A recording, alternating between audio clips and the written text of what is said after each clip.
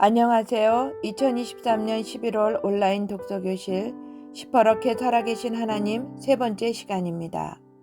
3부 교회는 하나님의 것이다. 9장 가는 성도 오는 성도. 대학 때도 내 주변에는 나를 따르는 사람들이 엄청 많았고 나는 그러한 인간관계로도 충분히 성공할 수 있다고 생각했다. 개척을 준비할 때 아버지와의 인연으로 개척지 인근에 있는 성도 몇 명이 함께 하겠노라 찾아왔다. 정말 천군만마 같았고 너무 의지가 되었다. 하지만 그들은 얼마 지나지 않아 아픔과 깊은 상처만 주고 떠났고 사람을 의지했던 내 마음은 산산조각이 났다. 하나님은 목회 시작부터 오직 하나님만 의지하도록 나를 훈련시켰다. 처음에는 이렇게 목회하다가 죽는 것 아닌가 싶을 정도로 견디기 힘들었다. 하지만 무릎을 꿇고 하나님께 나아가면 한결같은 말씀을 주셨다. 원망하지 말고 미워하지 말고 축복하고 보내주어라. 병원 같은 교회를 꿈꾸라고 하시더니 내 목회가 환자들이 거쳐가는 병원 같았다. 잘 치료하면 퇴원하듯 보내줬다. 처음에는 울산이나 부산에 있는 대형 교회에 출석하는 성도들이 집 근처의 교회에서 새벽 기도나 수요 예배를 드리기 위해 우리 교회를 찾아왔다. 별 생각 없이 방문해서 뒷자리에 앉아 팔짱을 끼고는 꼭 말씀을 평가하고 면접 보는 분위기로 예배에 참석했다. 부족하지만 목숨 걸고 매일매일 준비한 설교는 그들의 마음을 열었다. 그들은 어느새 팔짱을 풀더니 겸손하게 두 손을 무릎에 모으고 눈물을 흘리기 시작했다. 2008년 6월 마지막 주일에는 개척한 지 4년 반 만에 처음으로 예배 인원이 100명이 넘었다. 기도 시간에 좀 조용히 기도했으면 좋겠어요. 찬양 부를 때 손뼉 치는 게 싫어요. 새벽 기도 시간에 모 집사님의 통성 기도 소리가 거슬려요. 나를 가장 화나게 한 것은 가난하고 못 배우고 신앙생활이 좀 세련되지 못했거나 인격적으로 좀 성숙하지 못한 성도들은 소외되기 시작한 것이었다. 2008년 7월 어느 주일날 나는 선포했다. 우리 교회는 문을 닫겠습니다.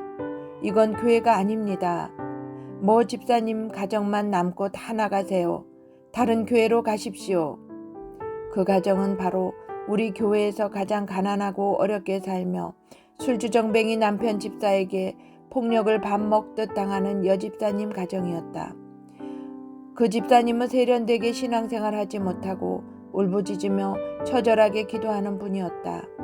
이 가정을 남기는 것은 제가 아무리 생각하고 기도해봐도 세상에서 안호성 목사보다 이 가정을 더 사랑할 목사는 없을 것 같아서입니다.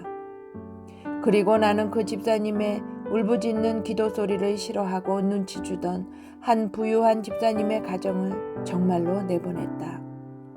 주일에 교회 문을 잠가버렸다.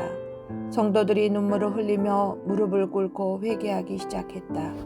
우리 교회는 이제부터 텃세나 끼리끼리 패거리 모임이 없다. 아니, 용납되지 않는다.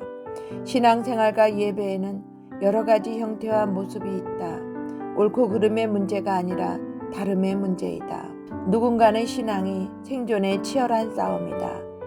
우리 교회는 생명과 진짜를 위해서 교회 문 닫기를 청했던 일이 그렇게 몇 번 있다. 2013년 교회가 크게 부흥하고 외부에 알려지기 시작하면서 담임 목사가 집회로 교회를 비울 때가 많아지니 다른 교회에서 옮겨온 중직자들이 제대로 된 신앙생활을 하지 않고 정치질을 하고 자기 낯을 내려고 하는 인본주의적 모습이 있어서 단호하게 치리하고 문을 닫은 적이 있다. 교회가 교회답지 못할 때 이런 교회는 무너져야 하고 이런 교회는 망해야 하고 이런 교회는 문 닫아야 한다고 선포할 수 있는 용기가 아직은 조금 남아 있다는 것이 감사하다. 나 또한 기도한다. 십자가가 길이라고 예수만이 길이요 생명이라고 전할 수 있는 당차고 용기 있는 목사가 되게 해달라고. 세상 사람들이 듣기 싫어해서 방송에 나갈 때는 절반을 편집해야 하는 설교가 될지라도 서슬퍼런 사자처럼 사자우를 토해내며 맹수의 송곳니 같은 날카로운 말씀을 드러내고 시대를 꾸짖을 수 있는 종이 되기를 소원한다. 10장 하나님 앞에서 사람을 향하여. 새벽기도, 수요 예배 등 아무리 모이는 인원이 적어도 최선을 다해 말씀을 준비했다. 하도 설교 준비를 하니 꿈에서도 설교하는 모습이 나올 정도였다. 긴장감과 무거운 책임감에 금식하며 강대상에 섰다. 외부 집회를 나가기 시작한 지 약 8년이 되었다.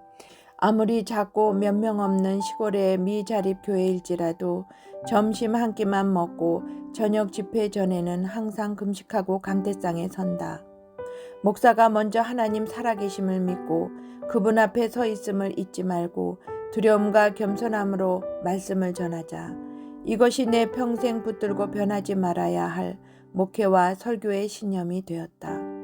열심히 전도하던 중 울산 시내 한 대형교회 집사라는 분이 던진 말이 너무 내 가슴을 아프게 했다. 전도사님 같으면 이런 교회 다니시겠어요? 그래서 나는 절망했을까? 아니다. 그렇다면 내가 성도라도 다닐 수 있는, 다니고 싶은 교회가 되게 해야겠다 라고 다짐했다. 대형교회가 줄 수 없는, 작은 개척교회 목회자만이 줄 수 있는 영적 유익은 무엇일까? 두 가지가 떠올랐다. 개개인에게 적용되는 생생한 말씀과 자녀들에 대한 관심이었다. 자녀들에 대한 담임 목회자의 관심과 기도에 얼마나 위대한 힘과 능력이 있는지 아버지의 목회 현장을 통해 배웠다. 그래서 자녀들을 위한 목회를 시작했다. 주일학교 청소년부를 직접 가르치며 아이들의 신앙과 삶에 관심을 쏟았다. 주일학교 학생들을 사택에 초대해서 재우고 그들의 눈높이로 함께 놀아줬다.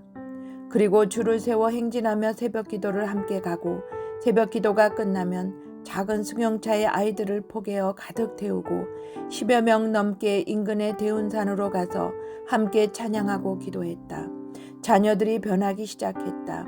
신앙도 성장하고 학교 생활이나 가정 생활이 몰라보게 달라졌다. 아이들이 잘 되는 교회로 소문나기 시작했다. 많은 어린 제자들이 무럭무럭 자라 교회의 일꾼들로 각자의 자리에서 든든한 동역자로 사역을 감당한다. 성도 자녀들에게 정성을 쏟으면서 주일학교와 청소년부가 부흥하기 시작했고 어른들도 점점 늘기 시작했다.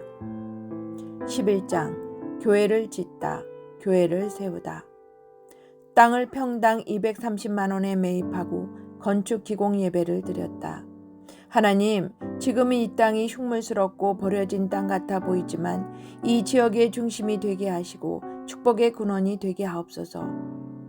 이전 성전을 매각하고 대출금과 성도들의 정성 어린 헌금으로 겨우 토지를 매입하고 최소한의 자금으로 성전을 지경으로 건축했다.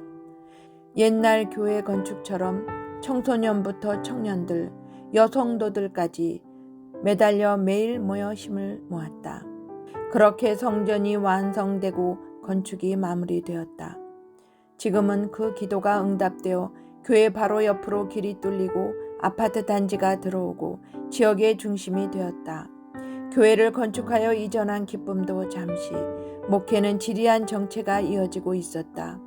새 성전은 길도 제대로 없고 가로등 불빛 하나, 집 한 채 없이 컴컴해서 우연히 지나가다 들어오긴커녕 일부러 찾아오려 해도 찾기 힘든 곳이었다. 2010년 4월 위기를 돌파하기 위해 약 일주일 동안 금식하며 사람들을 보내달라고 기도하던 어느 날 나는 마음에 뜨거운 불이 임하는 놀라운 영적 체험을 하게 되었다. 인간의 언어로는 표현이 안 되는 엄청난 통증과 아픔이 느껴지는데 마치 면도날로 누가 내 심장을 막 도려내는 것만 같아서 기도하다가 그만 그 자리에 쓰러지고 말았다. 아프냐? 라고 육신의 귀에 들리는 음성은 아니지만 성령 하나님의 정말 강력한 음성이 들렸다. 예, 하나님, 제가 너무 아파서 죽겠습니다. 바로 그게 내 마음이다. 너 자식을 잃어버린 아버지의 마음을 아느냐? 그날 하나님은 내가 숨이 멎을 만큼 아팠던 고통, 창자가 끊어질 듯한 그 고통이 바로 자식을 잃어버린 아버지의 마음이요, 자식이 죽어가는 모습을 바라보는 아버지의 심정이라는 것을 가르쳐 주셨다. 그날 나는 펑펑 울면서 하나님께 말씀드렸다. 하나님, 이제 제 목회는 분명합니다. 우리 교회에 오세요. 그럼 매주일 제가 하나님 아버지를 춤추게 해드리겠습니다. 잃어버린 하나님의 아들, 딸 찾아서 그 가슴에 주님 품에 안겨드리는 교회가 되겠습니다. 새벽기도 말씀을 통해 자식을 잃어버린 하나님 아버지의 피 맺힌 소원과 마음을 전해들은 성도들은 새벽부터 밤까지 전도하는 목사의 변한 모습이 기폭제가 되어 그들 안에서 전도의 열정이 폭발했다. 각자 속한 삶의 자리에서, 그리고 길거리를 다니며 전도지를 돌리면서 복음을 전했다.